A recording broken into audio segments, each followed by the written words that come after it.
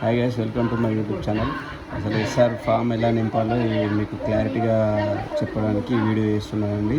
దీంట్లో మెయిన్గా మనకు ఇది వచ్చేసి పార్ట్ 1, ఇది వచ్చేసి పార్ట్ 2, ఇది వచ్చేసి పార్ట్ 3 అండి. ఈ 3 పార్టులు ఉంటాయి. ఈ పార్ట్ 1 అనేది ఇది మొత్తం మనకు ఆల్రెడీ ప్రింట్ అయ్యి వస్తుంది. మన నేము, ఇందులో ఫస్ట్ మన నేము అండ్ ఎపిక్ నెంబర్, మన ప్రజెంట్ అడ్రస్ ఏముంటుందో అది వస్తుంది. ఆ తర్వాత మన సీరియల్ నెంబర్ అండ్ మన పార్ట్ నెంబరు ప్లస్ పేరు, ఏ నియోజకవర్గం, అదంతా దీంట్లో చూపిస్తుంది. ఇక్కడ మనకు ఒక క్యూఆర్ కోడ్ వస్తుందండి. ఈ క్యూఆర్ కోడ్ని స్కాన్ చేస్తే మన డీటెయిల్స్ అన్నీ వస్తాయి. ఆ తర్వాత అప్పుడు మీరు పాత ఓటర్ కార్డులో అప్లోడ్ అయిన ఫోటో ఇక్కడ ఆల్రెడీ ప్రింట్ అయ్యి వస్తుందండి. ఈ పక్కకి ఏంటంటే ప్రజెంట్ మీరు ఒక 3 months బిఫోర్ దిగిన ఫోటోని ఇక్కడైతే పేస్ట్ చేసి అతికించాలి. ఇది పార్ట్ 1 అండి. పార్ట్ 1లో మనం ఏం చేయాల్సిన అవసరం లేదు. పార్ట్ 2 వచ్చేసి ఇక్కడే అందరు కన్ఫ్యూజ్ అవుతున్నారండి. పార్ట్ 2లో ఈ 2 భాగాలు ఉంటాయండి. ఇది ఒకటి అండ్ ఇది ఒకటి. ఈ ఫస్ట్ బాక్స్ ఏంటంటే 2002లో ఉన్న ఓటర్ లిస్టు ప్రకారం 2002లో మీకు ఒకవేళ ఓటు హక్కు ఉంటే ఇట, ఓటు తీసుకునేటట్టు ఉంటే ఇట, అందులో మీకు ఆ లిస్టులో ఉన్న ఓటర్ పేరు, ఆ పేరు ఏ విధంగా ఉంటుందో ఆ పేరును మాత్రం ఇక్కడ రాయాలి. సెకండ్ ఎపిక్ నెంబర్ అండి. ఆ ఎపిక్ నెంబర్ ఏందో ఇక్కడ మెన్షన్ చేయాలి. ఆ 2002 ఓటర్ లిస్టులో మీకు రిలేటివ్ నేమ్ ఏముంటుందో ఆ రిలేటివ్ నేమ్ ఇక్కడ మెన్షన్ చేయాలి.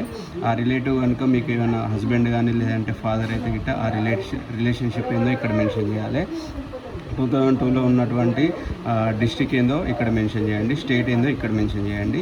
అండ్ ఆ 2002లో ఉన్నటువంటి లిస్ట్ ప్రకారం అసెంబ్లీ కాన్స్టిట్యూషన్ పేరు ఏముందంటే గిట్ట ఇక్కడ మెన్షన్ చేయండి.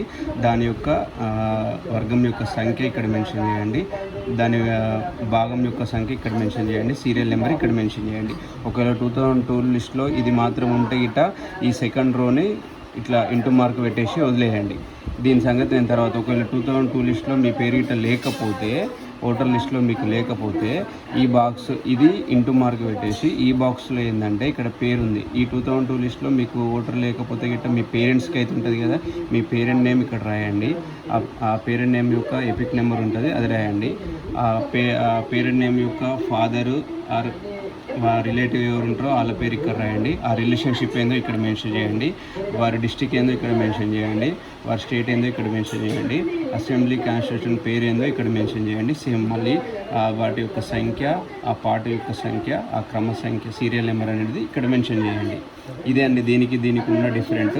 ఇక కమ్ టు పార్ట్ 3కి వచ్చేస్తే, ఈ పార్ట్ 3లో ఇది మీది పుట్టిన తేదీ, డేట్ ఆఫ్ బర్త్ ఇక్కడ మెన్షన్ చేయండి.